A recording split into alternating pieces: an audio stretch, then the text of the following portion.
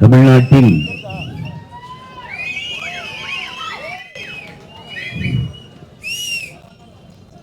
நிலவுகிற சட்டம் ஒழுங்கு சீர்கேட்டை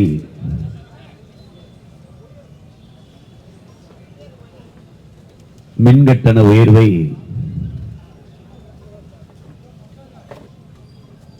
போதைப்பொருள் பெருக்கத்தை கண்டித்து உணர்வெழுச்சியோடு இங்கே நடந்து கொண்டிருக்கிற இந்த ஆர்ப்பாட்டத்தில் பங்கேற்றிருக்கிற என் உயிர் சொந்தங்கள் அனைவருக்கும் என்னுடைய அன்பும் வணக்கமும். அண்மையில் ஒரு வலையொலியில் பார்த்தேன், ஒரு மருத்துவர் பேசிக் கொண்டிருந்தார். நீங்கள் எல்லோரும் அறிந்ததுதான், ஆனாலும் மருத்துவர் சொல்லும் போது அதன் மகத்துவம் முதன்மையானது. தினந்தோறும் நீங்கள் வெயிலிலே சூரிய ஒளியை வாங்க வேண்டும், வெயிலிலே நின்று, அப்போதுதான் தசை நார்களுக்கும் எலும்புக்கும் வலு சேர்க்கும் என்று. அதனால் இன நலனுக்காக நீங்கள் நின்றாலும் உங்கள் நலனுக்காகவும் வெயிலிலே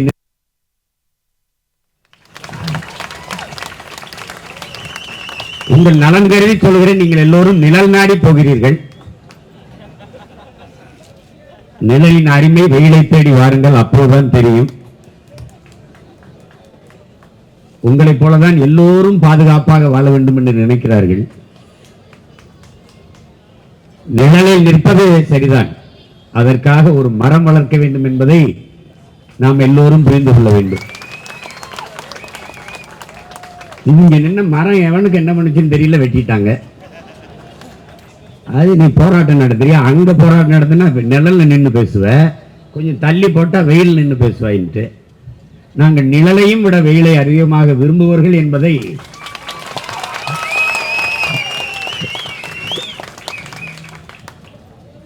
ஆட்சியாளர்கள் புரிந்து கொள்ள வேண்டும். இங்கே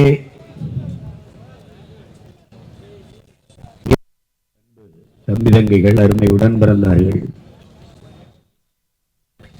சிறந்த கருத்துக்களை, தர்க்க வாதங்களை எடுத்து வைத்து உரையாற்றினர். பெரியார் அவர்கள், ஐயா பெரியார் அவர்கள் சொன்னதுதான், நீ மானமுள்ள 1000 பேரோடு சண்டை போட்டு விடலாம், மானங்கட்ட ஒருத்தனோடு சண்டையே போட முடியாது என்று அவர்தான் சொன்னாரு. மானமும் அறிவும் மனிதனுக்கு அழகுன்னு. அதை படிச்ச நம்மெல்லாம் மான அறிவோடு இருக்கிறோம். பக்கத்துல இருந்து படுத்து ஒரே தட்டுல சாப்பிட்டு விரல் பிடிச்சு நடந்தா நிழல்லே வளர்ந்தோங்கிறதெல்லாம் மானம்னா என்ன வேலை, அறிவுனா என்ன வேலை?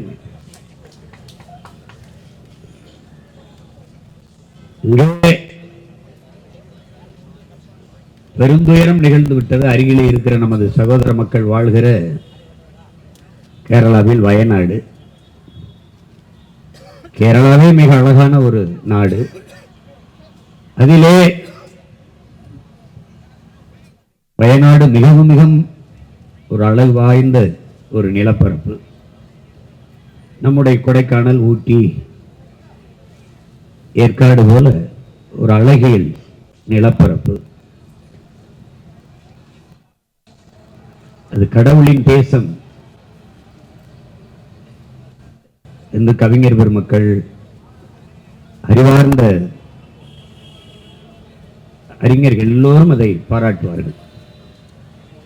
என் அருமை தம்பி தங்கைகள், என் அருமை உடன் பிறந்தார்கள், இந்தியா நிலப்பரப்பு முழுமைக்கும் நீங்கள் பயணம் செய்து பாருங்கள். விண்ணூர்தியில் கேரளாவுக்குள் பறக்கும் போது விண்ணூர்தியில் இருந்து கீழே குனிந்து பாருங்கள். ஆங்காங்கே வெள்ளையாக சில கட்டிடங்கள் தெரியும், ஆங்காங்கே. அங்கிருந்து தமிழ்நாட்டுக்கு வந்து இறங்குங்கள், ஆங்காங்கே பச்சையாக ஏதாவது தெரியும். நம்ம தான் கேடுகட்டு கேவலம் கட்டு இருக்கிறோமான்னு நினைச்சு மற்ற மாநிலங்களுக்கு பறக்கும் போது நம்மளை விட கேவலம் கட்டவன் நிறைய பேர் இருக்காங்க. அங்கேயும் பல கருணாநிதியும் பேரம்பேத்திகள் பிறந்து அந்த தேசத்தில் இன்றைக்கு பேரிடர், மழை சரிவு, மணல் அரிப்பு. ஆனால் அந்த பெரும் துயரத்தை விட என் மனதை பெரிதும் காயப்படுத்தியது உங்களோடு நான் பகிர்ந்து கொள்ள விரும்புகிறேன். ஆட்சியாளர்கள், இயற்கையை பேரன்பு கொண்டு நேசிக்கிற பெரும் காதலர்கள், அமைச்சர் பெருமக்கள், சூழியல் ஆர்வலர்கள் எல்லாம் பேசியதை நான் கேட்டேன். காடுகளை வெட்டியதுதான், அழித்ததுதான் அதற்கு காரணம். ஒரே நேரத்தில் 1000 ஈட்டிய நெஞ்சில் வாய்ந்தது மாதிரி இருந்தது. நம்ம பாட்டேன் முப்பாட்டேன் மாத்தாப்பேன் போய் காட்ட வெட்டின மாதிரி வெட்டின இயற்கை பயிலே வீட்டுக்கானடா. காடுகளை அழித்தது இவர்கள் தான். அவர்களே இப்போது பேசுகிறார்கள் காட்டை அழித்ததுதான் இந்த நிலச்சரிவுக்கு, மண் சரிவுக்கு, மலைச்சரிவுக்கு காரணம் என்று. நான் பல முறை உங்களுக்கு சொல்லியிருக்கிறேன், நாம் போதிக்கும் போது அவர்களுக்கு புரியாது, பாதிக்கும் போது புரியும் என்று. இப்போது நமக்கு முன்பு சொல்கிறார்கள் காடுகளை அழித்ததுதான்.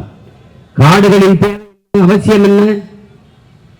300 அடி 250 அடிக்கு உயர்ந்து நிற்கிற மரங்கள், காடுகள் தன் வேரை ஆள் நிலத்திற்குள் பரப்பி புகுத்தி மண்ணை இறுக்கமாக பிடித்துக் கொள்ளும், சரிவை தடுக்கும். இது இயற்கை.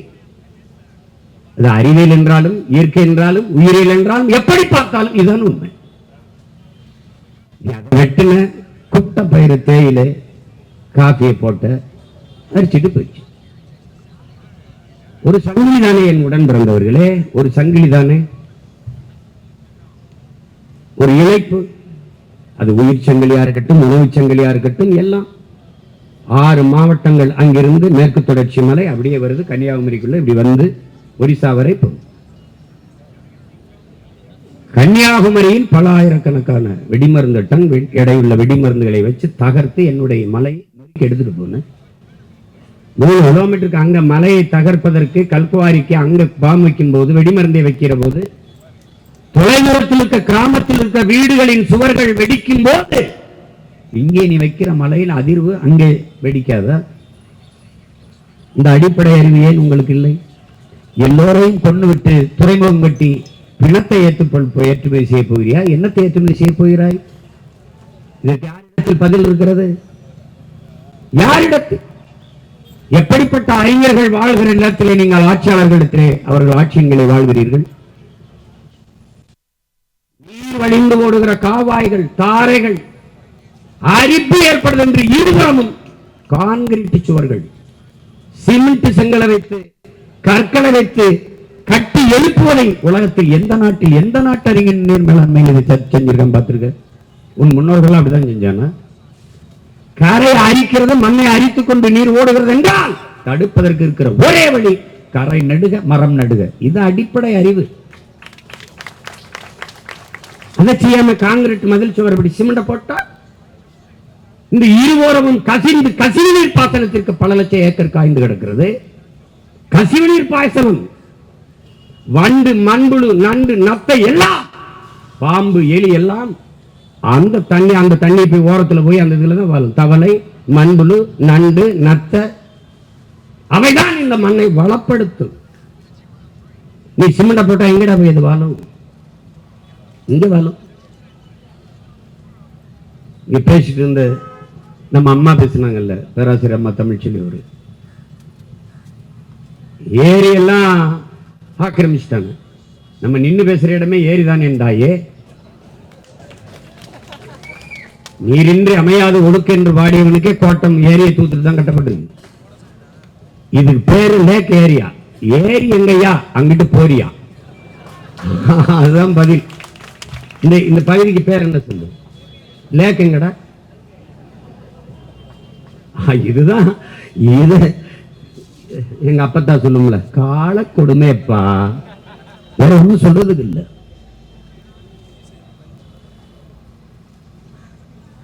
புதுசு புதுசா சொல்லுவான், மேகம் வெடிச்சிருச்சுன்ட்டு. குண்டு வச்சது யாரா? புவி வெப்பமாயிடுச்சு. வெப்பமா ஆச்சா? நீ ஆக்கினிய? பருவநிலை மாறிச்சு, மாத்தினியா? மாறிச்சா? தம்பி, நீ வசமா என்கிட்ட சிக்கிட்ட தம்பி. நீ என்னை தேடி வந்துதான் தீரணும், வழியே கிடையாது. நீயா புதுசா சிந்திச்சு பேசுற மாதிரி பேசுவ, நான் பேசினதான் பேசுவேன். என்கிட்ட உன்ட்ட அதிகாரம் இருக்கு, ஊடகம் இருக்கு. எப்படி இருக்கு பாரு.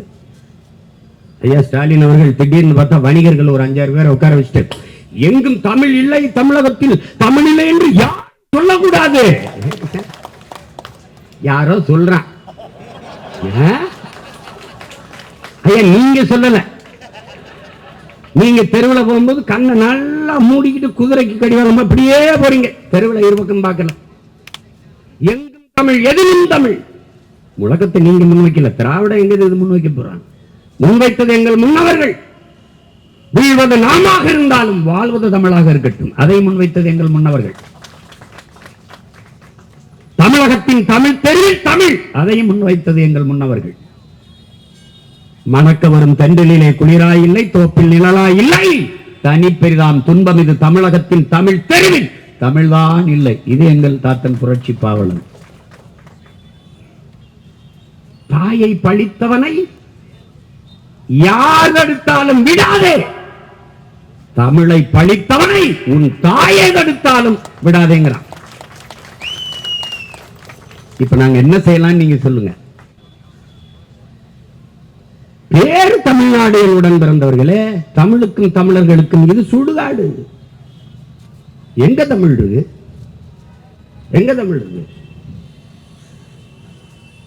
ஒண்ணு இல்ல. நீ எவ்வளவு பெரிய அறிவார்ந்த நாட்டில் வாழ்றாங்க மட்டும் பாரு. இந்த இடத்துல என்ன எழுதிருக்கு பாரு, நடைபாதை நடப்பதற்கு. நடைபாதை நடப்பதற்கு என்று கூட தெரியாத அடிப்படை அறிவில்லாத மக்களாக இந்த சமூகத்தை உருவாக்கிடலாம். சூடு ஆறிடுச்சு. ஏன்னா நான் சூடாயிட்டதுனால இவனுக்கு முன்னாடி நம்ம சாதாரணம்னு அது ஆறிடுச்சு. சரியாயிடுச்சு. இதுதான் இவங்க. அந்த ஒரு நாள் அறிக்கை அது யாருக்காக விடப்பட்டதுன்னு உனக்கு தெரியும். அது தமிழ் இல்லைன்னு யாரும் சொல்லக்கூடாது. நீங்க உணரல. கடத்தெருவில் தமிழ் இல்ல, வீதியில தமிழ் இல்ல. தமிழை நேசிக்கிற பெருந்தகையே, சென்னை கடற்கரையில் சென்று பாருங்கள், நம்ம சென்னை என்று எழுதியிருக்கிறது. நம்ம சென்னை என்று எழுத்திருக்கிறது. என் தம்பி தங்கைகள் போன பாருங்க, நம்ம தமிழ் இருக்கு. சென்னை எந்த மொழியில் எந்த எழுத்தில் இருக்குது? தமிழ் வாழ்க. திராவிட மாடல், திராவிடம் சமஸ்கிருதம், ஆங்கிலம் மாடல் இங்கிலீஷ், தமிழ் வாழ்க. இதாண்டா இவங்க ஆட்சி முறை. அது திடீர்னு ஐயா ரகுபதி அவர்களை பத்தி இல்ல, ஐயா பெரியார் அவர்கள் வந்து ராமராஜர் பல அடிச்சாரு, தீ வச்சு கொளுத்தினாரு, அதெல்லாம் ஒண்ணும் சரி வரல. அவர் அசிங்கப்படுத்த முடியல. இது ராமராட்சி தான். செத்தான் ராமன், கதை முடிஞ்சு. இதை விட ராமரை இழிவாக ஒருத்தரும் சொல்ல முடியாது. பெரியாரை விட பெரிய கலாக்காரர், பெரிய புரட்சியாளர், பெரிய சமூக சீர்திருத்தவாதி ஐயா ரகுபதி அவர்கள் தான்.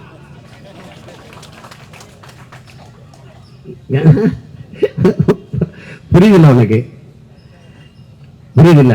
கலைஞரை நீ எல்லாம் அவமானப்படுத்திடுவ. இளம் கலைஞரே என்று உதயநிதியை சொல்லும் போது கருணாநிதி கவலைப்படாத, அதோட நம்ம கவலைப்படுத்திட போறோம். அது மாதிரி நீ ஒரு ராமரை ஒரு கற்பனை பண்ணி வச்சிருப்ப. நாங்கெல்லாம் படிக்கும்போது கடவுளின் ஆட்சி எப்படி இருக்கும்னு நினைப்ப.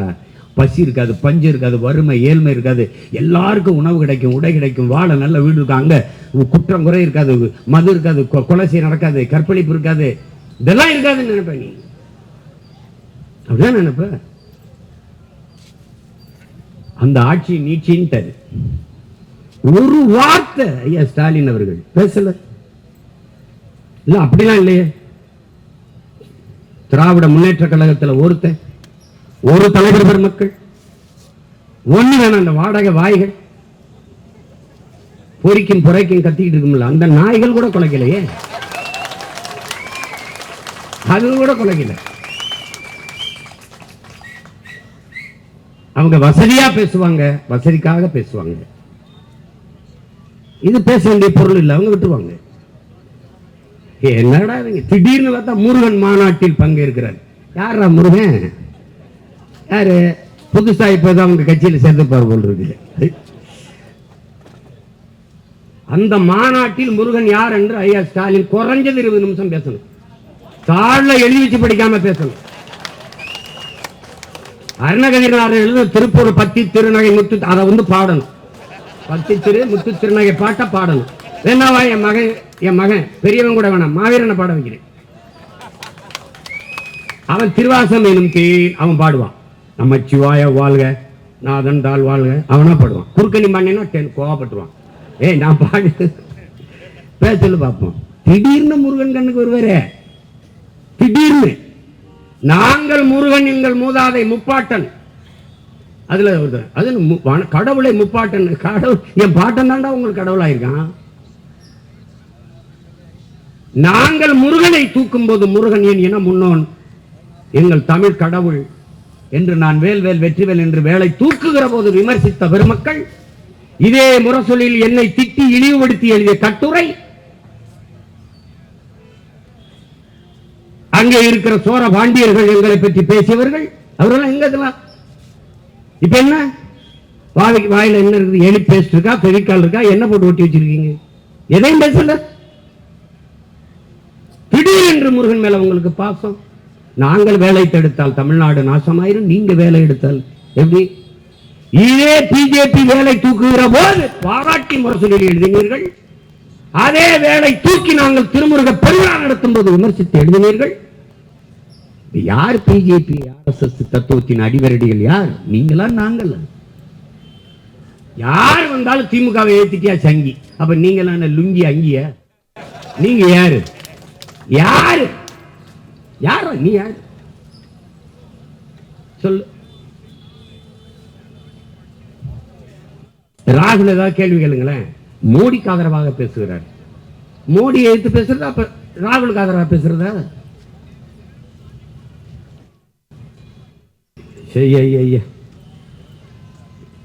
காலையில் எந்திரிச்சவன விற்கிற போத பொருளை 1-2 இதை அடிச்சுட்டு தான் எந்திரி பயன்படுது. என்ன தேவை எழுதி வைக்கிறது பேசுறது இதையெல்லாம் பேசு. திடீரென்று முருகன் உங்கள் கண்ணுக்கு தெரிய காரணம் என்ன சொல்லுங்க? என்ன அதை சரி பண்ணணும். ராமர் ஆட்சி இங்க சரி பண்ணியாச்சு, இந்துக்கள் வாக்கு சரி பண்ணியாச்சு. நல்லா கவனிக்கணும். இப்ப முருகனை தூக்கிட்டு சீமான் நாம் தமிழர் திறான், அதை கொஞ்சம் சரி பண்ணு. அப்புறம் இஸ்லாமியர்களுக்கு அந்த சிறுபான்மை பிரிவில் ஏதாவது பொறுப்பை போடு. ஏன்னா இப்ப 26 நெருங்கிடுச்சு, இன்னும் 17 மாசம் தான் இருக்கு. அவன் எதை பத்தி கவலை கிடையாது. அதை போடு போட்டு அவங்க. அப்புறம் யார் இருக்கிறா? ஜோ அருள் தந்தை இருக்காரு. அவர் என்ன பண்றாரு? அவர் லயல்ல வேலை செஞ்சாரு, புனித வளனார் ஜோசப் கல்லூரியில் வேலை செஞ்சார். அவரை தூக்கி கிறிஸ்தவர் அங்க ஒரு பொறுப்பு போடு. ஓட்ட கரெக்ட் பண்றான் ராஜா. நீனும் தான் இருக்கிய.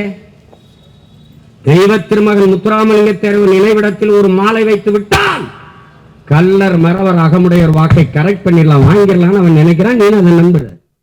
அதுக்கு தான் சாய்க்கிற, அதுக்கு தான் ஓட்டு போடுற. ஏன் உன் பாட்டம் புலித்தவனுக்கு அதே மரியாதை தர்றதில்லை? ஏன் உன் பாட்டி வேலுநாச்சியாருக்கு தர்றதில்லை? ஏன் உன் பாட்டை மருந்துவருக்கு தர்றதில்லை? ஏன் தர்றதில்லை? ஏனால் இங்கே மாலையை வைத்து வணக்கம் செலுத்தி விட்டால் அந்த 3 சமூக வாக்குகளும் தனக்கு வந்து விடுதலை நம்புறான். நீ அதை தான் தொடர்ச்சியா செஞ்சுட்டு இருக்க. அதான் செஞ்சுட்டு இருக்க. அதுலதான் இது வருது. யாரு கிறிஸ்தவரா? அவருக்கு ஒரு மீனை போடு, அவருக்கு ஒரு புழுவை போட்டு விடு. இது யாரு இஸ்லாமியரா? அவருக்கு ஒரு புழுவை போட்டு விடு. அதானே நடக்குது. இது எதுக்காக நடக்குது? திடீர்னு வறுமை ஒழிப்பு, புரட்சி பெண்கள் திட்டம். புரட்சி பெண் யாரு? புரட்சி பெண்ணுனா யாரு? முதல்ல என் தங்கச்சிகள் கல்லூரிக்கு போகும்போது 1000 ரூபாய் காசு கொடுக்குறேன். 1000 ரூபாய் கூட வசதி இல்லாத என் வீடு பெண்கள் வறட்சி பெண்கள் தானே ஒழிய புரட்சி பெண்கள் அல்ல. நீ எப்படி புரட்சி பெண்ண? புரட்சி பெண் என்றால் யார்? யார்? கணவர் இறந்து போனார், கைம்பெண்ணாக இருக்கும்போது பிள்ளைகளை விட்டு இறந்து போனார். உங்களால தான் குடி செத்து போயிட்டான். பேச தெரியும். தமிழ்நாட்டிலே இளம் விதவைகள் அதிகமாக, இந்தியாவிலே அதிகமாக இருக்கிற மாநிலம் தமிழ்நாடு. இப்ப என்னமா நீங்க இப்படி சொன்னீங்களே இப்ப அப்படின்னா, அப்படி கேட்டால் வாய மூடு.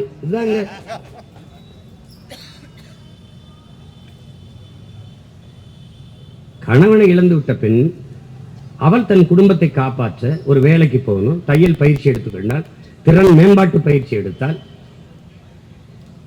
ஒரு துணி ஆடை விற்பனையகத்துக்கு போனால், உணவகத்துக்கு போனால், வேலை செய்தால், வருவாய் ஈட்டி தன் குடும்பத்தை காத்தால், தற்சார்பு பொருளாதாரத்தில் தன்காலிலே நின்று தன் குடும்பத்தை காத்தால், இவள் புரட்சி பெண். இவள் புரட்சி பெண். கால் விபத்தில் இழந்து விட்டாலும் ஓட முடியல. பாரா ஒலிம்பிக்லயாவது ஓடி தங்கத்தை வெல்றா, பதக்கத்தை வெல்றா என்று ஓடுகிறவள் புரட்சி பெண்.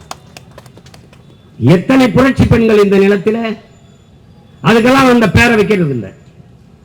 இந்த புரட்சிங்கிற சொல்ல இவர்களால் தான் இழிவாய் போனது. அன்பு மக்களை, வரவெல்லாம் புரட்சி தலை, புரட்சி நடிகன், புரட்சி தளபதி, புரட்சி கிரட்சின்னு போட்டு புரட்சி வறட்சி சொல்லாத மாறிட்டது. இப்ப புரட்சிங்கிற சொல்ல உச்சரிக்கவே தடுமாற வேண்டியது. இது என்ன புரட்சி? என்ன புரட்சி? அப்படி ஏதாவது உருவாக்கி இருக்கா இந்த நாடு? பெண்கள் தங்களை தாங்களை தற்காத்துக் கொள்வதற்கு பொருளாதார மேம்பாட்டு திட்டங்களை தான் அறிவிச்சிருக்கா? தங்களை தாங்களை சார்ந்து வாழ்கிற தற்சார்பு பொருளாதார திட்டத்தை தான் அறிவிச்சிருக்கா? இல்ல. 1000 ரூபாய். ஏன் 1000? இளைய தலைமுறை பிள்ளைகளை தன் பக்கம் திருப்ப முடியல. கோட்பாடு செத்து போனது, தத்துவம் செத்து போனது, திராவிடம் தீந்து போயிட்டது. எங்க ஒரு தலைமுறை பள்ளி கல்லூரியில் படித்த தலைமுறை எல்லாம் தமிழ் தேசிய அரசியலை நோக்கி, சீமானை நோக்கி, புலிக்கொடியை தூக்கி ஓடி வருது. 35 லட்சம் 36 லட்சம் வாக்கா, அதுல குறைஞ்சது 30 லட்சம் வாக்கு இளைய தலைமுறை பிள்ளைகளின் வாக்கு என்பதை உங்களுக்கு மேசையில் இருக்கிற சர்வே புள்ளி விவரம் சொல்லு. அவன் என்ன பண்ணலாம்? இந்த ஓட்டை எப்படி, இந்த வாக்கை எப்படி நமக்கு திருப்பலாம், எப்படி ஓட்டை டைவர்ட் பண்ணலாம், சீமான்கிட்ட போகாம எப்படி எடுக்கலாம் அப்படின்னா, படிக்கிற கல்லூரிக்கு போற பிள்ளைகளுக்கு எல்லாம் 1000 கொடுத்துருது. ஓட்டுக்கு அந்த நேரத்தில் காசு கொடுக்கறதுக்கு பதிலா ஒவ்வொரு மாசமும் கொடுத்து சரி பண்ணிடு. எப்ப கொடுக்கறது? ரொம்ப முன்னாடி இருந்து கொடுத்தா நிறைய தொகை செலவு பண்ண வேண்டியது வரும். தேர்தலுக்கு 10-15 மாசம் இருக்கும்போது கொடுத்தால் இப்ப 450 கோடி கிட்ட செலவாகுது. எதுக்கு? தமிழ் புதல்வன் திட்டத்துக்கு. தமிழ் புதல்வன் யார்? தமிழ் புதல்வன் திராவிட மாடல் ஆட்சியில் திராவிட புதல்வன் ஏன் இல்லை? எங்கள் ஐயா நல்லகனுக்கு கொடுத்த விருதிலே திராவிடர் தகைசால் திராவிடர் ஏன் இல்லை? இலக்கிய செல்வர் குமரி ஆனந்தன் ஐயா அவர்களுக்கு கொடுக்க போற விருதிலே ஏன் தகைசால் திராவிடர் என்று இல்லை? தகைசால் தமிழர். யாரை ஏமாற்ற? இதை நாங்கள் பேசினால் இனச்சாவனிசம், இனவெறி, மொழி சாவனிசம், செப்பரேட்டிசம், பிரிவினவாதம். இதை ஏன் நீங்க இல்லை? திராவிட மாடல் ஆட்சி ஏன்? தமிழ் புதல்வன். அது ஏன் சொல்லுது தமிழ் புதல்வன் திட்டம்? திராவிட புதல்வன் சொல்லி பாரு, சொல்லி பாரு. திரும்பி கூட பார்க்க மாட்டான். கொடுமை. நாம் தமிழ் தேசியம் பேசும்போது பாரு, நம்ம தமிழ் தேசியம் பேசு பாசிசம், செப்பரேட்டிசம், சாவனிசம், இனவெறி, இனவெறியை தூண்டுறோம், இன பாகுபாடு பேசுறோம், ஆன்டி நேஷனலிசம், தேச துரோகம், இதெல்லாம். ஆனால் நாம் சின்ன பிள்ளைகளாக கால் டவுசர் போட்டு விவரம் தெரியாத காலத்திலே தெலுங்கு தேசம் என்று கட்சி ஆரம்பிச்சார NT ராமா. அப்போல்லாம் எங்க போய் புல்லு பிடிக்கிட்டு இருந்த நீ? எங்க போய் இருந்த? எங்களை பாசிஸ்ட், செப்பரேட்டிஸ்ட், இனவெறிகள், தேச துரோகிகள் என்று பேசுகிற இந்தியர் திராவிடர். இந்த திராவிட கட்சிகள், இந்த திமுக ஏன் சந்திரபாபு நாயுடு தெலுங்கு தேச கட்சியோட கூட்டணி வைத்தது? பதில் உண்டா? யார் சொல்லுவோம்? எங்களை பிரிவினவாதி, தேச துரோகிகள், செப்பரேட்டிஸ்ட் என்று பழி சொல்லுகிற பாரதிய ஜனதா எதற்காக தெலுங்கு தேசத்தோடு சந்திரபாபு நாயுடு அவர்களோட கூட்டணி வைத்து இப்ப பதவியில் இருக்கிறது? எதற்காக இருக்கிறது?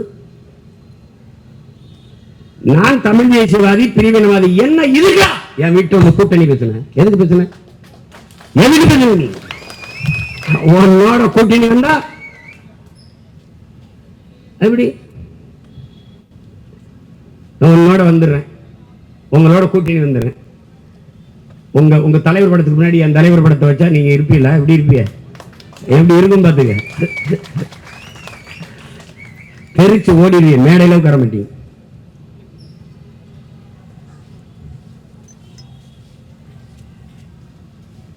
ஒன்னொன்னே பார்க்கும்போது அணை கட்டியிருந்தோம், தடுப்பணை கட்டியிருந்தாங்க, காணாங்கண்ணா.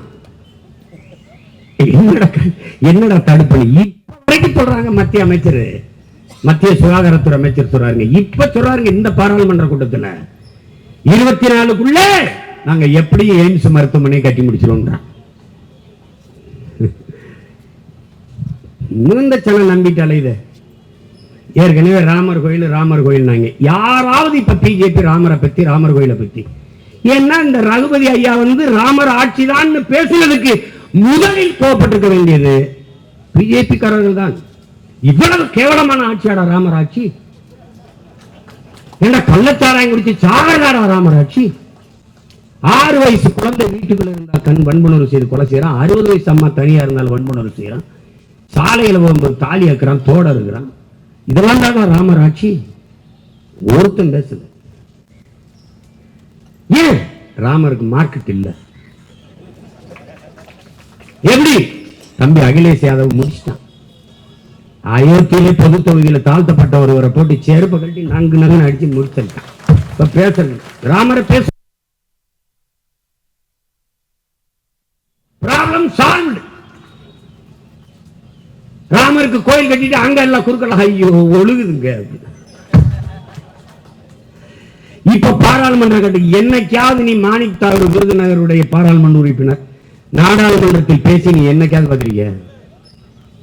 அவரே பேச வச்ச பெருமை ஐயா மோடிக்கு தான் உண்டு. எப்படி பெற்றார் தெரியுமா? பாராளுமன்ற அவங்க பேசுற அப்படி என்ன மழை பெய்த பாராளுமன்றத்துக்குள்ள தண்ணி வருது ஒழுகுதுங்க அப்படின்னு. ராமர் கோயிலும் ஒழுகுது, அவர் கட்டின ராமர் கோயிலும் ஒழுகுது, நாடாளுமன்ற கட்டடமும் ஒழுகுது. அதை பற்றி கவலை இல்லை. மக்கள் அழுவதை பற்றி கவலைப்படாத அவர்கள் கோயிலும் நாடாளுமன்ற கட்டிடமும் ஒழுகுவதை பற்றி எப்படி கவலைப்படுவாங்க? அது பத்தி அவங்களுக்கு ஒரு கவலையும் இல்லை.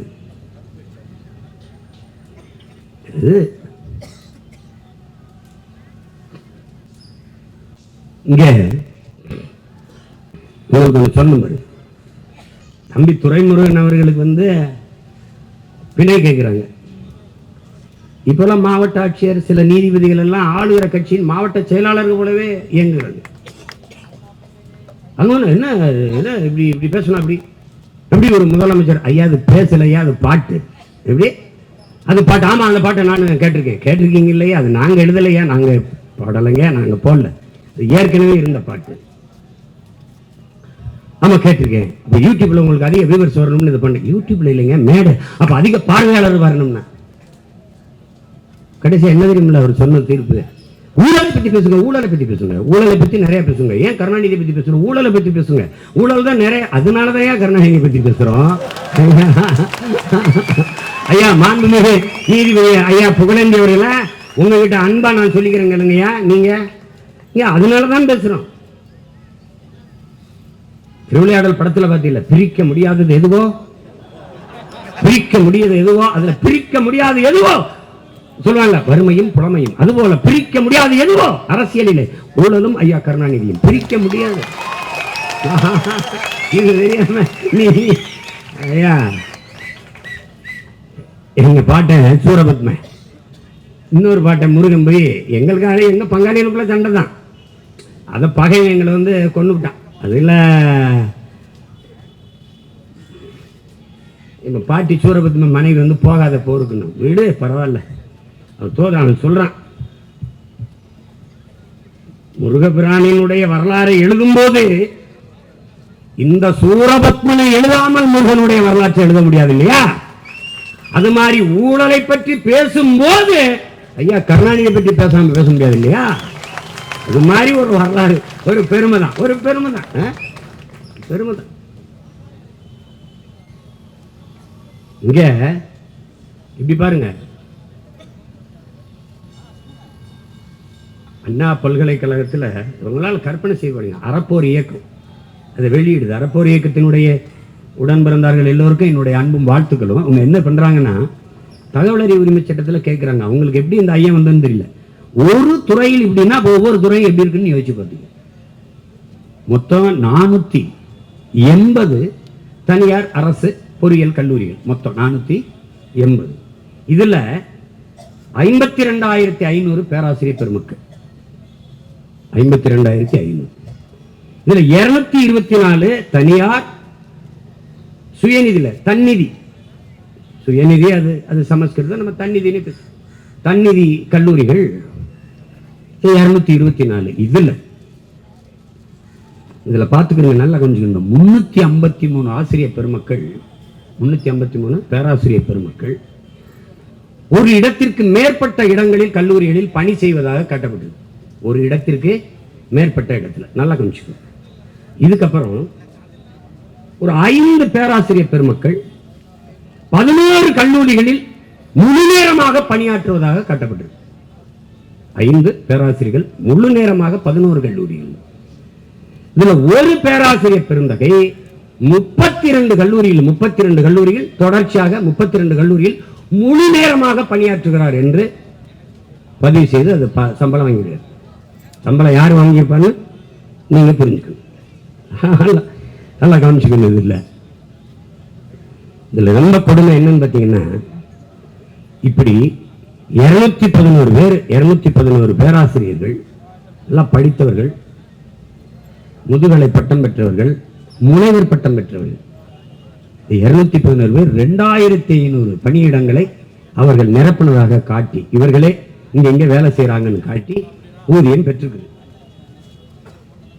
அதுல 175 பேர் 972 பணியிடங்களை நிரப்பியதாக இவர்கள் அத்தனை பேரும் முனைவர் பட்டம் பெற்றவர்கள். 175 பேரும் டாக்டரேட் பட்டம் பெற்றவர், PhD பண்ணி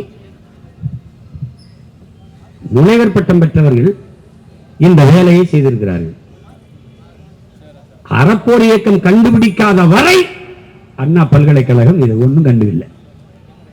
இப்ப அது சொல்ற காரணம் பாருங்க, எப்படி கண்டுக்கிறாங்க? இல்ல அவங்க ஆதார் அட்டை கொடுக்கும்போது ஒவ்வொருத்தரே பல அட்டைகளை கொடுத்துட்டாரு. ஆனா நமக்கு என்ன கற்பிச்சான்? ஆதார் அட்டை தான் எல்லாத்துக்குமான பெருத்த அடையாளம், எல்லா வலிக்கும் ஒரே நிவாரணி ஆதார் தான். கடைசி அந்த ஆதாரே பயனற்றது. இத்தனை பேரும் வெவ்வேறு ஆதார் அட்டைகளை கொடுத்து எங்களை ஏமாற்றி விட்டார்கள். அங்க இருந்த படங்கள் வெவ்வேறு முகமைப்பில் இருந்தது. உயர்ந்த தொழில்நுட்பத்தை கற்றுக் கொடுக்கிற பல்கலைக்கழகத்தில் இதை கண்டுபிடிக்க முடியலன்னா அது என்ன நடக்குதுன்னு பாரு. இது எத்தனை நாளா நடந்திருக்கு? அதிமுக ஆட்சி காலத்திலிருந்து நடக்குது, தொடர்ந்து நடக்குது. இந்த இன்னும் கொடுமை, மாரிசாமி முரளிபாபன் 2 பேரும் 6 ஆண்டுகளா ஓமன் நாட்டில் வேலை செய்கிறார்கள். அவர்கள் இந்த பொறியியல் கல்லூரியில் வேலை செய்யறதா சம்பளம். இந்த பொறியியல் கல்லூரியின் உரிமையாளர்கள் யார்? இன்றைக்கு அமைச்சரவையில் இருக்க பெருந்தகை ஐயா MRK பன்னீர்செல்வம், பெருமதிப்பிற்குரிய பெருந்தகை ஐயா துரைமுருகனுடைய கல்லூரி, நம்ம ஐயா சட்ட மேதை ராமராட்சி நீச்சி நாயகன் இருக்கிறார், அவருடைய கற்பக விநாயகம், ஐயா துரைமுருகனுடைய கிங்ஸ்டன், எல்லாம் ஒரு தொலைக்காட்சி, ஒரு வலையொலி, எவரும் வாயில அந்த 24 இன்ட்டு இந்த தமிழ் தொலைக்காட்சி ஒன்று மட்டும்தான் 24/7 தமிழ். அதில் மட்டும்தான் ஒரு தம்பி பேசிட்டு, அவர் ஏமாத்திருக்காரு, இவர் ஏமாத்திருக்காருன்னு. அவன் இருக்கானோ நாளைக்கு வேலையை விட்டு தூக்குறாங்களோ என்ன ஏழோ. எவ்வளவு வசதியாக இதை பற்றி பேசாது ஒரு வலையில் ஒரு தொலைக்காட்சி பொதுவாகத்துக்கு எடுத்தது உண்டா? இதை விட கொடுமை இந்த நாட்டில் உண்டா? நீ இதெல்லாம உனக்கு பிரச்சனை. நீ ஆடியோ வெளியிடு, உட்கார்ந்து நீ IPS படிச்சுட்டு வர்றது, SP AC DCR எதுக்கு? சிம்மா யார்ட்ட என்ன பேசுறான், எங்க எச்சியை துப்புறான், எங்க இறங்கி ஓரத்தில் நின்று ஒண்ணு கிடைக்கிறான், உன் வேலை மயிராடாது, மயிராடா. திடீர்னு இந்த வெண்ணைகளுக்கு காளியம்மா மேல அப்படியே பாசம். ஏண்டா புடுங்கியல அவ போட்டிட்டால மயிலாடுதுறை போய் நின்று இந்த எழுதி காளியம்மா காளியம்மான்னு வேலை செஞ்சு ஜெயிக்க வச்சிருக்க வேண்டியதானே? ஏய், நாங்க பிசுரும்பா அப்புறம் உசுரும்பா. அது உனக்கு என்ன மசருக்கு பிரச்சனை? உனக்கு என்ன பிரச்சனை? உனக்கு என்ன பிரச்சனை? இது என் கட்சி பிரச்சனை. எத்ததாயிர சுமாரமா வாய முடிட்டு பேசாம இருக்க மாட்டியா அப்படிங்கிறோம். ஆத்தாளப்பன் பேச்சே கேட்காதனால தான் இந்த வேலையை செஞ்சுட்டு இருக்கேன். இல்லைன்னா வீட்டில் இருந்து ஓய்வு பெற்றிருப்பேன், இல்ல வாத்தியாரா போயிருப்பேன் சொந்தக்காரங்க மாதிரி. என்னத்தையாவது பேசுறது ஆடியோ, ஐயோ சீமான ஒழிச்சு போடுவோம். டேய், நீனும் தான் பேச்சு பார்த்த 15 வருஷமா ஒரு பொம்பளை விட்டு பேச்சு பார்த்த. அதுக்கப்புறம் தான் ஃபேன் ஃபாலோவிங் அதிகமாயிடுச்சு. கேர்ள்ஸ் ரொம்ப ஃபாலோ பண்ணுறாங்க. நான் அப்படி போவேன் தலையை சீமாண்டின்னு. ஒரு சிடுமுஞ்சி நினைத்து ரொமான்ஸ் இருக்கு போல் இருக்கா அப்படின்ட்டு. அப்படிதான் என் தம்பி கார்த்திக்கு personal advice as elder. You don't worry, be happy.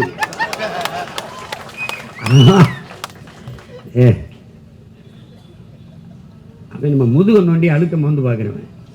அவன் மோந்து பார்த்துட்டு நீனு ஒரு மோந்து பாரு, நீனு கொஞ்சம் மோந்து பாரு. ஐயோ கேப்பு எதை பேசுறது, எது சமூகத்துக்கு பிரச்சனை, எது அவசியம், இதை வெக்கம் இல்லாம மானம் இல்லாம பேசிட்டு யார் யாரை வச்சிருக்கா, எந்த நடிகை யாரோட போறா, அவனுக்கு 10 லட்சம் தான் வாங்கி புரோக்கர் ஏஜென்ட், இந்த மாதிரி அவன் அந்த நடிகை அந்த இதை உங்களுக்கு எப்படி அவங்க பிள்ளை கொண்டாட்டி ஆத்தால சோறு போடுறவங்களுக்கு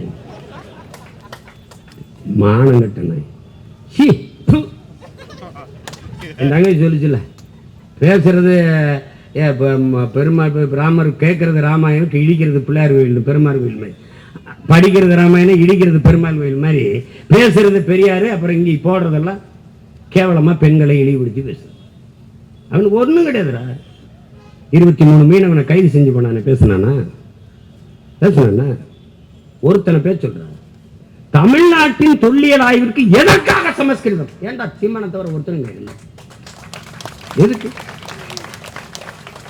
தோண்டி பார்த்தா கீழடியில தெரிந்த எழுத்து, அங்க இருந்த எழுத்து ஓடுகள்ல, அங்க இருக்கிற ஆவணங்கள்ல இருந்த எழுத்து தமிழ் எழுத்தா சமஸ்கிருதம்?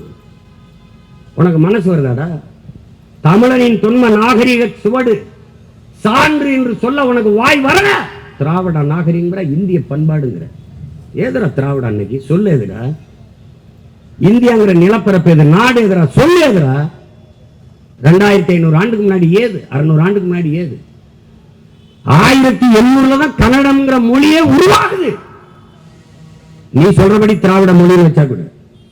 அதுக்கப்புறம் கீழே என்ன, சமஸ்கிருதம் தெரிந்திருக்க வேண்டும், திராவிட மொழிகள் தெரிந்திருக்க. வாடகை திராவிட மொழி எது சொல்ல? எது எது திராவிட மொழி? என் தாய் நிலத்தை தோண்டி ஆய்வு செய்வதற்கு திராவிட மொழி எதற்கு? சமஸ்கிருதம் எதற்கு? 40 உப்பு மூட்டை அனுப்பியிருக்கீங்க பாராளுமன்றத்திற்கு, மானங்கட்டு. நீங்க போன வாரம் 39 உப்பு மூட்டை தூக்கி போடுவாங்க, அப்புறம் முடிஞ்சவனே ஏற்றி விடுவாங்க. வண்டியில் ஏற்றி இறக்குறதான் 5 வருஷம் போயிடுச்சு, இப்போ அதை ஏற்றி இறக்குவாங்க. எல்லாம் பேசுற, தமிழ் பேசுற, அது பேசுற, எல்லாம் பேசுற.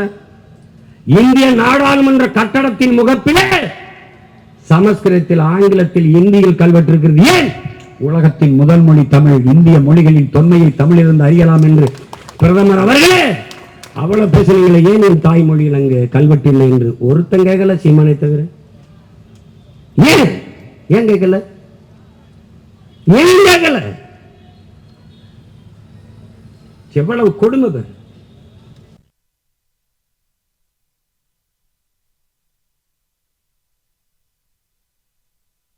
இந்தியில இருக்குது வச்சுக்க, என் தாய்மொழியில் இருக்கணும்ல. உலக நாடுகள்லாம் போனா உலகத்தின் முதல் மொழி, மூத்த மொழி தமிழ், எங்கள் இந்தியாவில் இருப்பது பெருமை பேச தெரியுதில்ல. இந்திய மொழிகளின் தொன்மையை தமிழில் அறியலாம் பேச தெரியுதில்ல. யாராவது கேட்டுக்கிறாங்க பேர்? கேட்க மாட்டார்கள். இன்றைக்கு நீ எங்களை தவிர்த்து விட்டு போவாய், ஆனால் ஒரு நாள் நான் கூண்டுக்கள் நின்று கூவுவதால் என்னுடைய குரல் உனக்கு கேட்கல. ஒரு நாள் நான் கூரை மேலே ஏறி நின்று கூவுற காலத்தை நாங்கள் உருவாக்குவோம். அப்ப நீ என்னை தவிர்த்து விட்டு தள்ளிட்டு முடியாது. நீ பதில் சொல்லிதான் யோசிச்சு பாரு, எவ்வளவு தூரம் நம்மளை ஏமாத்தி நகர்த்துறாங்கன்னு பாரு. சட்டம் ஒழுங்கு, சட்டம் இருக்கு, ஒழுங்கா இருக்காங்கிற கேள்விதான். சட்டம் இருக்கு, ஒழுங்கா இருக்கா? 31 நாள்ல 30 நாள்ல 133 கொலைகள். தம்பி ஆம்ஸ்டாங் படுகொலை 134. அதுக்கு பிறகு நம்முடைய பாலகிருஷ்ணன், இந்த மாதிரி நிறைய நம்ம கட்சி பிள்ளை நிறைய பேர். அதுக்கப்புறம் இன்னைக்கு வரைக்கும் கொலை. வீட்டுல உள்ள புகுந்து கொலை, ரோட்ல நடந்தா கொலை. எந்த கொலையாளியாவது 30 வயசுக்கு மேல இருக்கான மட்டும் பாரு. எல்லாம் இளைய பிள்ளைகள், இளைஞர்கள். ஒரு உயிரை கொல்ல வேண்டும் என்கிற கொடிய சிந்தனை வருதுன்னா அவன் மனநிலை எப்படி தயாராயிருக்குன்னு பாரு. இந்த சமூகம் குற்ற சமூகமாக உருவாக்கப்பட்டு விட்டது. சிந்தனையின் விளைச்சலே, சமூகத்தின் விளைச்சலே சிந்தனை. சிந்தனையின் விளைபாடுதான், செயல்பாடுதான் இது போன்ற இழி செயல்கள். அப்ப என்ன சொல்றான் ரூஸ்? என்ன சொல்றான்? நீ குற்றவாளியை பிடித்து தூக்கில் போடுவதை நிறுத்து, அவன் குற்றம் செய்வதற்கான காரணத்தை கண்டுபிடித்து அதை தூக்கில் போடுன்றான். அப்ப ஒரு தலைமுறை எப்படி நீ உருவாக்கணும்? இது கொடிய செயல், இதை செய்யக்கூடாது என்கிற சிந்தனை உருவாக்கணும். அந்த எண்ணம் இருக்குமானால் இருந்தால் அதை நீ என்கவுண்டர் பண்ணணும், சுட்டுக் கொள்ளணும், தூக்குல போடணும், சிறையில போடணும். அப்படி நீ செய்யலையே. நிறைந்த போதையில் தான் அவர்கள் வெட்டுகிறார். சான்று தம்பி ஆம்ஸ்ட்ராங் சொல்லும் போது ஒரு பெரிய படையோடு இருப்பார். ஒரு மாநில கட்சியின், ஒரு இந்திய கட்சியின் மாநில தலைவர், அவரை போய் அவர் வீட்டு வாசலை வெட்டி கொண்டு விடலாம் என்று அந்த சிறுவர்கள், அந்த பிள்ளைகளுக்கு என்ன வருது என்றால், நிறைந்த போதை மயக்கத்தில் இல்லாமல் கத்தியை தூக்கி வெட்டியிருக்க முடியுமா என்பது. வெட்டுறதுல ஒரு டெக்னிக் இருக்கு. வெட்டுத்தவன காலை தான் வெட்டுவான். வெட்டுத்தவன காலை தான் வெட்டுவான். ஏன் காலை வெட்டுவான்? ஓட முடியாது. அப்புறம் மற்றவன்லாம் வெட்டிடுவான். எதையெல்லாம் மற்றவன் கண்டுபிடிக்கிறான், இவன் எதை கண்டுபிடிக்கிறான். எத்தனை கொலைகள்! ஐயா எடப்பாடி பழனிசாமி தகவல் உரிமை சட்டத்தில் கேட்கிற 200 நாட்கள்ல, இந்த 2024 மட்டும் 24 மட்டும் 595 கொலைகள். இன்னும் 24 முற்று பெறல, அதுக்குள்ளே 595 கொலைகள். அது கேளுங்க சட்ட அமைச்சர். அதுக்கு எப்படிங்க அரசாங்கம் பொறுப்பு? எதுக்கு தாங்க நீங்க பொறுப்பு இருப்பீங்க? கள்ளச்சாராய சாவுக்கு எல்லாரும் போய் பார்த்தீர்களே, ஏன் எங்க மீனவ மலைச்சாமி சாவுக்கு ஒரு முத்தம் கூட போய் பார்க்கல? ஏன்? அவன் போகும்போது அங்க தண்ணீருக்கு பதிலாக கள்ளச்சாராயத்தை ஒரு போத்தலை எடுத்துட்டு போய் குடிச்சிட்டு செத்து கரவுதிங்கன்னா ஒரு வேலை போய் பார்த்துருப்பானோ இன்னும். ஆனாலும் நீங்க நம்பிட்டு இருக்கிறது ஒரு நாடு, இதுல ஒரு ஆட்சி நடக்குதுன்ட்டு. ஒரு கொடுமை. எனக்கு இல்ல, உனக்கு இல்ல, யாருக்கு பாதுகாப்பு இருக்கு சொல்லு? யாருக்கு பாதுகாப்பு இருக்குன்னு சொல்றீங்க? யாருக்கு இருக்கு? தங்கச்சி சொன்ன மாதிரி வழக்கறிஞருக்கு இல்ல. அவர் என்னவோ இருக்கட்டுப்பா, வெட்டி கொலை செய்வதே எப்படி இருக்கிறது? 40 வெட்டு 50 வெட்டுன்னா என்ன மனநிலையில் சக மனிதனை வெட்டுவான்? நான் அப்ப பயணம் போயிட்டு இருக்கும்போது என் ஊர் ராமநாதபுரத்தில் ஒரு விடுதியில் தங்கியிருந்த ஒரு பையன் வந்து என்னை பார்த்தான். சிறையில் இருந்து இப்போ தானே வந்தேன். என்னடா பண்ணேன்? ஒருத்தர் கொண்டுட்டேன். என்ன பண்ணேன்? அதனால் ஒரு சின்ன பகையின கோபத்தில், இந்த சாதிய மயக்கத்தில் தான் நான் பண்ணிட்டேன். என்ன பண்ணார்? அப்படியே ஓடினார்னா தண்டவாளத்தில் ஓடிட்டே இருந்தார். அப்புறம் அவரை போய் விரட்டி விழுத்தாட்டி வெட்டினேன். ரொம்ப மனசு இப்போ வலிக்கு. என்னென்ன சும்மா வெள்ளரிக்காயை வெட்டின மாதிரி சதக்கு சதக்குன்னு பிழக்குது மனித சதை. இப்படித்தான் அப்படின்னா இதுதான் அது. என் தம்பி சொன்னது மாதிரி ஒரு குற்றவாளி போனால், கார்த்திக் சொன்னார் பாருங்க, குற்றவாளி போனால் அவருக்கு கொடும் தண்டனை இருக்குதுன்னே இல்லை. ஒவ்வொருத்தனும் 6 கொலை 7 கொலை 11 கொலை பண்ணியிருக்கான் திருநெல்வேலியில். 90 நாள் தான் வெளியில் வந்துடுவான். 90 நாள் தான். என்ன சாட்சி இருக்கணும்? இந்த நாடு ஒரு உயர்ந்த நீதியை வச்சிருக்கு. எந்த தவறும் செய், நீதி சான்று இல்லாம செய்யதான். சாட்சி இருக்கா கேட்கும், சான்று இருக்கா இல்ல ரிலீஸ். நீ எவ்வளவு வேணாலும் கொள்ளை அடிச்சுக்கலாம், எத்தனை பேரையும் வன்புணர்வு செய்யலாம், எவ்வளவு வேணாலும் கொலை செய்யலாம், எவ்வளவு வேணாலும் ஊழல் லஞ்சம். சாட்சி இருக்கா இல்ல விடுதலை. அப்படி என்ன பண்றான்? ஒரு 90 நாள் இருக்கான் அப்படியே ஜாலியா மாமியாருக்கு போன மாதிரி. யார் காசு? எவன் செத்தானோ அவன் ஆத்தாளப்ப அவன் சொந்தக்காரன் கொடுக்குற வரி காசு எல்லாம் உள்ள உட்காந்து சாப்பிட்டு சீட்டாடிட்டு ஜெஸ் விளையாடிட்டு தாயக்கட்டை விளையாடிட்டு வெளியில வருவான். வந்து வேற அசைன்மெண்ட் போட்டு திருப்பி உள்ள போவான், போட்டு திருப்பி வருவான். கூலிக்கு வேலை செய்யலாம், கூலிக்கு கொலை செய்யலாமா என்று அறிவார்ந்த தமிழ் சமூக தம்பி தம்பிகள் சிந்திங்க.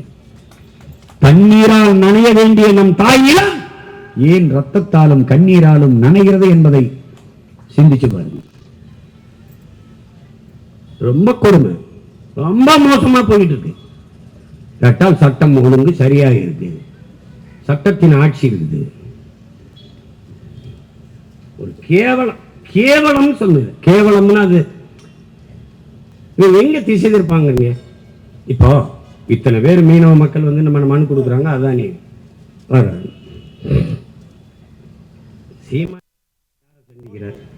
நீங்க ஒண்ணு இல்லைங்க. ரெட்பிக்ஸ் அந்த உரிமையாளர் பெலிக்ஸ் டெல்லியில் இருக்கிறாங்க, பிணை கேட்டு அவர் அணைச்சு வச்சிருந்தாரு. கொஞ்ச நேரம் அந்த அலைபேசியை தொடங்கிட்டாரு. ஏதோ தொடங்கிட்டார், மனைவிக்கிட்டே அட்டே பேச. அதை கண்டுபிடிச்சு இது டெல்லியில இருக்குன்னு போய் கைது பண்ணி கூட்டிட்டு வர. நீ ஆம்ஸ்ட்ராங்க்கு 3 முறை எச்சரிச்ச உன் உயிருக்கு அச்சுறுத்தல் இருக்குன்னு. இவங்க என்ன பாதுகாப்பு கொடுத்த? என்னை கூட தான் உலகம் பூரா இருக்க மக்கள் என் சொந்த என் கட்சி பிள்ளைகள் உறவுகள்லாம் பாதுகாப்பாருங்கன்னேங்கிறாங்க. அதான் அவன் அதிகாரம் இல்லை, அது சொல்லலாம். நீ பாதுகாப்பு கொடுத்துருக்க வேண்டிய நீ எச்சரிச்சை அப்படின்னா அது என்ன மாதிரியான பணி? எப்படி பாருங்க, இப்ப வரைக்கும் குற்றவாளிகளை திரட்டி கொண்டு தான் இருக்கிறார்கள். இவர்கள் ஒரு முறையை வைத்திருக்கிறார்கள். தூத்துக்குடி துப்பாக்கி சூடா அருணா ஜெகதீசன் தலைமையிலே ஒரு விசாரணை கமிஷன், ஒரு குழு. இஸ்லாமிய சிறை கைதிகள் விடுதலையா ஆதிநாராயணன் தலைமையில் ஒரு குழு. தங்கச்சி ஸ்ரீமதி தற்கொலையா, அது கொலையா தற்கொலையா விசாரிக்க 2 நீதிபதிகள் தலைமையில் ஒரு குழு. அதுபோக சிபிசிஐடி விசாரணை. நல்ல படித்த என் தம்பி தம்பிகள் ஆழ்ந்த அறிவார்ந்து சிந்திச்சு. தங்கச்சி ஸ்ரீமதி இறந்துட்டார், இது உண்மை. அது தற்கொலையா கொலையா இது நமக்கு எடுக்கிற சந்தேகம். ஸ்ரீமதியின் கிராமம் சின்னது, படிச்ச கல்லூரி பக்கத்தில். இதை விசாரிக்க எத்தனை காலம் எவ்வளவு நாட்கள் எடுத்துக்கொள்ளலாம்? அறிவார்ந்த பிள்ளைகள் தமிழ் சமூக சொந்தங்கள் சிந்திச்சு எத்தனை நாள் எடுத்துக்கலாம்? காவல்துறை விசாரணையில் என்ன பிரச்சனை? சிபிசிஐடிக்கு மாற்றம்னாவே ஏன் மாத்திரம் என்பதை நீங்க புரிஞ்சுக்கணும். மாத்தியாச்சு. எவ்வளவு நாள் விசாரணை இன்னும் முடிவு பண்ணல. 2 நீதிபதிகள் விசாரணை குழு எங்க விசாரணை முடிவு பண்ணல. ஆனால் அந்த நேரத்தில் ஸ்ரீமதி வழக்கு வருகிறது. சென்னை உயர்நீதிமன்றம் ஒரு தீர்ப்பை தருகிறது, அது தற்கொலை தான்.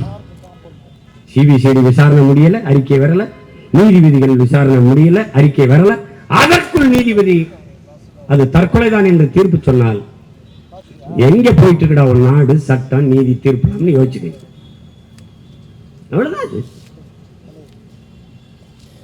ஆமா, சொன்ன மாதிரி இப்ப சொல்லுங்க நீதிமன்றம் தூத்துக்குடியில் நடந்தது அது கொடுமை, அதையெல்லாம் எப்படி சகிக்கிறது உனக்கு தெரியுமா?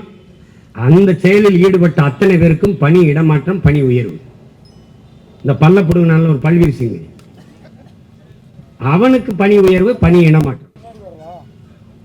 அந்த கள்ளச்சாராய் சாவல் ஒரு காவல்துறை அதிகாரியை இடை நீக்கினாங்கல்ல, அவருக்கு பணி இடமாற்றம், பணி உயர்வு. சென்னையில் தலைநகர் போக்குவரத்து துறைக்கு. இவ்வளவுதான் இந்த ஆட்சியாளர்கள், இவ்வளவுதான்.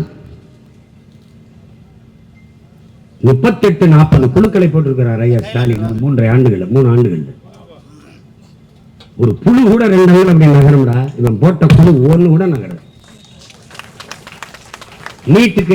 நீட்டுக்காக விசாரணை செஞ்ச நீதிபதி ஐயா கொடுத்த அறிக்கை என்னாச்சு? அம்மா அருணா ஜெகதீசன் தூத்துக்குடி துப்பாக்கி சூட்டுக்காக விசாரித்து தாக்கல் செய்த அந்த அறிக்கை என்னாச்சு? இவர்களை மாறி ஒரு கொடுந்தோழர்களை நீ என்னைக்கு சந்திக்க முடியாது. தம்பி கார்த்திக் சொன்ன மாதிரி மின்கட்டண உயர்வு அது எதை நோக்கி நகர்ந்து குறிப்பா இப்படி பேருந்தை அரசு போக்குவரத்து அரசு பேருந்தை தனியார் தனியாருக்கு ஒப்பந்தம் கொடுக்க டெண்டர்.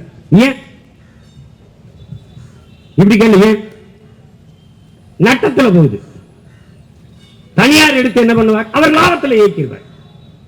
இது மாதிரி ஒரு வேலை திட்டத்தை எங்க பத்திரிக்க ஒரு ஒற்றை முதலாளி நட்டத்தில் இழப்பில் இருக்கிற போக்குவரத்தை எடுத்து லாபத்தில் நடத்திவிட முடியும்.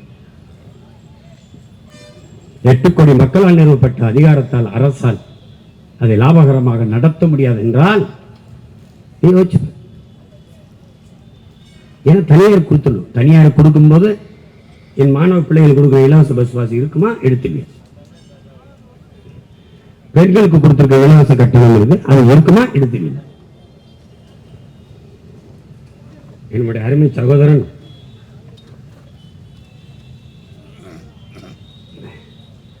ஈரோட்டில இருந்து ஒரு மூத்த புகழ்பெற்ற பத்திரிகையில வேலை செய்யற தங்கவேல் அவர்கள், அவருடைய மனைவி என்னுடைய தங்கை பணி இடமாற்றத்துக்கு வந்திருக்கிறார். அரசு பேருந்துல போறோம், மகளிருக்கு கட்டணம் இல்லா பயணம். அது சொல்லுவது கண்ணீரோட, ஒரு துளி கூட மதிக்கிறது இல்லை. நடத்துனர்கள் எங்களை மதிக்கிறது இல்லை. காரணம் இலவசம்.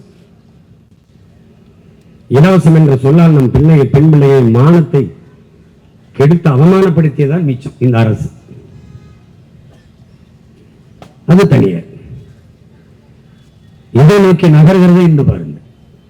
இப்ப எப்படி பாருங்க, அதானி தமிழ்நாட்டுக்குள் வந்தார்.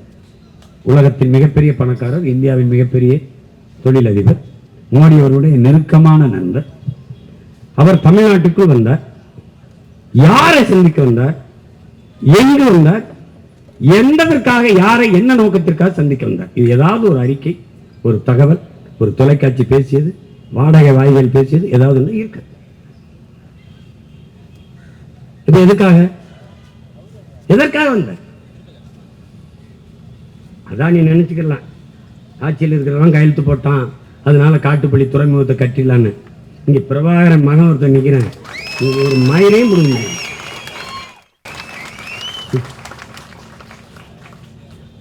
அதெல்லாம் போப்பா, அது மீனவன் பிரச்சனை, அங்க இருக்கிற குடிகள் பிரச்சனை, அது என் நாட்டு பிரச்சனை, என் நிலம் சார்ந்த பிரச்சனை, என் இனம் சார்ந்த பிரச்சனை. இருக்கிற துறைமுகத்தில் என்ன பிரச்சனை விளக்கு, இருக்கிற விண்ணூர்தி நிலையத்தில் மீனம்பாக்கத்தில் என்ன பிரச்சனை சொல்லு, அதுக்கப்புறம் நீ பறந்துருட்ட போ. எதற்காக வந்தார் அதை சொல்ல ஏன் இந்த அரசு தயங்குகிறது? எப்படிப்பட்ட ஒரு ஆட்சி முறை நடந்து கொண்டிருக்கு.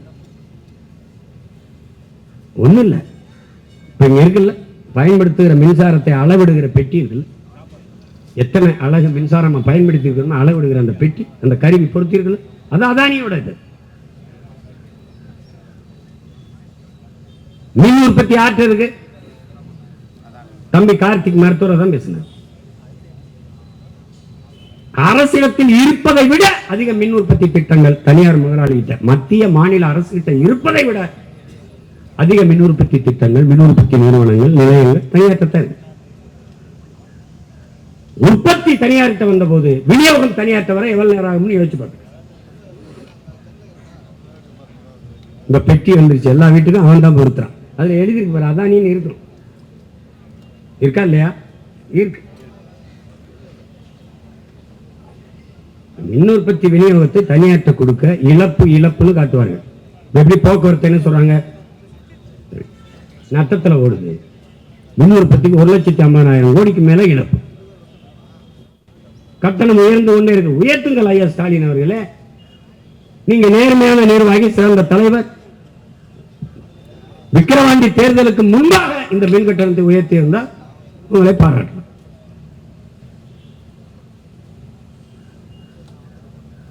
அந்த பாட்டை வச்சு ஓடிட்டாங்க ஒரு 10-15 நாள். அது கைது, இது கைது, சண்டாளன்னு பாடக்கூடாது.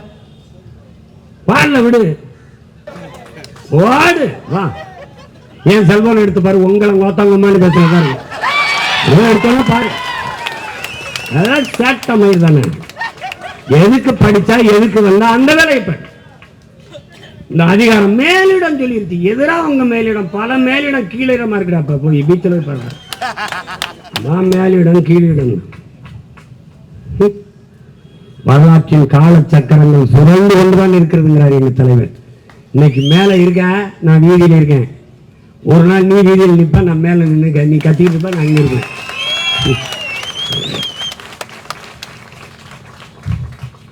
ஐயோ அப்படி பேசிட்டாரு. ஐயோ அவர் எவ்வளவு பெரிய புனிதர், அவர் எப்படி கட்டிய மனைவி தவிர வேறொரு பெண்ணின் நிழலை தொட்டறிய மாட்டார். தமிழ்நாட்டு பாட நூல்ல இருக்கு சண்டாளன். சண்டாளன்னா யாரு? நம்ம தாத்தா நாமக்கல் கவிஞர், தாயை நிந்தித்தவன், தந்தையை வெறுத்தவன், இதெல்லாம் சொல்றாரு. அது ஒரு இழி சொல். சரி வேணாம், விட்டுருவோம். நான் சண்டாளன்னு பாடாதீங்க, கொடும் சனியன்னு பாடுங்க, பாடிட்டு போங்க. வேற ஏதாவது வரிகள் எழுதி அனுப்புறேன். நாட்டுக்கு இதெல்லாம் பிரச்சனைங்க, இவங்களுக்கு அதெல்லாம் பிரச்சனை. இந்த நாடு அனுபவிக்கிற பெரிய மீனவர் படுகொலை காரணமே இவங்க தாங்க. கச்சத்தீவை எடுத்து கொடுத்தவன் காங்கிரஸுங்க, கொடுக்கும்போது கூட நின்று வேடிக்கை பார்த்தது திமுக. 2 பேரும் கூட்டணி வச்சு ஓட்டை வாங்கிட்டு மஞ்சள் குளிச்சுட்டு இருக்கோம். 400 டிஎம்சி வந்துட்டு இருந்ததுங்க கர்நாடகால இருந்து நமக்கு தண்ணி. 400 டிஎம்சி. அது 10வது வழக்கு போட்ட பெருந்தகையே ஐயா கருணாநிதி, அம்மையார் இந்திரா காந்தி. அப்ப 356 பயன்படுத்தி ஆட்சியை கலைச்சி விடுகிற ஒரு முறை இருந்தது. அதில் கலைச்சி விட்டுருவாங்கன்னா கச்சத்தீவு கொடுக்க காத்துக்கிட்டு இருந்தேன், பொறுமையா இருந்தேன். ஆண்டுதோறும் பல லட்சக்கணக்கான தொண்டனை கூட்டி மாநாடு போடுற நீங்கள் ஏன் கச்சத்தீவை கொடுக்கூடாதுன்னு ஒரு கூட்டம் போடல, ஒரு ஆர்ப்பாட்டம், போராட்டம் செய்யும். இந்திய நாடாளுமன்றத்துக்கு பேசின ஒரே மாட தமிழன், மரத்தமிழ் வீரன் எங்க தாத்தா முக்கையத்தவர் மட்டும்தான். ஒருத்தவங்க ஒரு தந்தை இந்திய நிலப்பரப்பில் ஒரு பகுதி எடுத்து சீனாவுக்கு கொடுத்து வரலாற்று பெரும் துரோகம் செய்தார். அதை போல நீங்கள் என்னுடைய தொகுதியான ராமநாதபுரத்துக்கு சொந்தமான கச்சத்தீவை எடுத்துக் கொடுத்து தமிழ்நாட்டிற்கு மிகப்பெரிய வரலாற்று துரோகத்தை செய்கிறீர்கள் இந்திரா காந்தி என்று பேசிய பெருமகன் நம்முடைய தாத்தா அவர்கள். என்ன பிரச்சனை? இன்னைக்கு ஒரு டிஎம்சிக்கு நம்ம முட்டிக்கால் போட வேண்டியது. இப்படி பெரும் வெள்ளம் பெஞ்சு பெருக்கெடுத்து ஓர் நாளை வழியே நமக்கு அந்த தண்ணி தர தயாரான நிதி ஆயோக்கு நிதி தரல, போகல. கோபம் நான் வரவே இருக்கிறேன், போகல. அந்த ஆண்மைத்தனத்தை, அந்த வீரத்தை, அந்த கோப உணர்வை, அந்த ஆத்திரத்தை நாங்கள் மதிக்கிறோம். நிதி தரவில்லை என்று கோபப்பட்டு நீங்கள் நிதி ஆயோக கூட்டத்துக்கு போக தவிர்த்த பெருந்தகையே ஒரு சொத்து நீர் தர முடியாது என்று சொல்லும் போது உன்னோட கூட்டமில்லை, உனக்கு ஒரு சீட்டுமில்லை என்று கோவித்துக் கொண்டு இந்திய கூட்டணியில் வெளியே இதுக்கு பதில் உண்டா? யார் சொல்லுவா?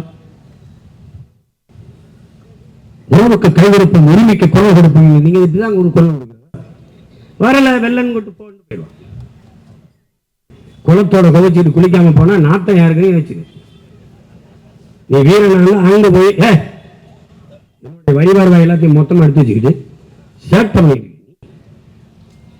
குடும்பம் கேட்கறது. நிதிஷ்குமாருக்கு சந்திரபாபு நாயுடுக்கு ஏன் கொடுத்த? அவங்க கூட்டணி தேவையில்லை தான் உன் ஆட்சியை காப்பாற்றணும், அதுக்கு நீ லஞ்சம் கொடுக்குற அப்படின்னு பேசி கட்சித்த உரிமையை பெறாம நான் போகல. ஏன் போகல? பேசுறதுக்கு ஒன்றும் தெரியாது. அங்கே போய் நான் என்ன பேசுறது? வேணாம். எங்கள் ஐயா டிஆர் பாலன் அனுப்பு, எங்கள் அண்ணன் ஆராஜா அனுப்பு, எங்கள் அண்ணி தமிழச்சி அனுப்பு, இல்லை அருமை அம்மையார் கனிமொழி அனுப்புங்க. நீங்க ஏன் போறீங்க? சரி, போகும்போது இந்த பாட்டை பாடிட்டு உற்சாகமா போங்க. இந்த சதியெல்லாம் விதி விதி என்று மிதித்து தகர்க்கிற ஒரு காலத்தை பிரபாகரன் பிள்ளைகள் உருவாக்கி கொண்டு வருகிறோம். 26 எங்களுடைய ஆட்டம் தொடக்கம். தமிழ்நாடு எங்கள் அதிகாரத்திற்குள் அடக்கம். புரட்சி எப்போதும் நெல்லும், நமது வெற்றி அதை செல்லும். நாம் தமிழ்.